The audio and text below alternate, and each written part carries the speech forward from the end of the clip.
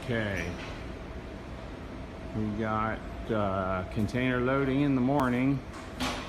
18s, more oil, Everclean mobile units, some 24s, more 18s, and a whole bunch of high tones, 14s and 12s, a whole bunch of C8s, and a whole bunch of shaping machines. We're doing final test on shaping machines right now. A couple little tiny things to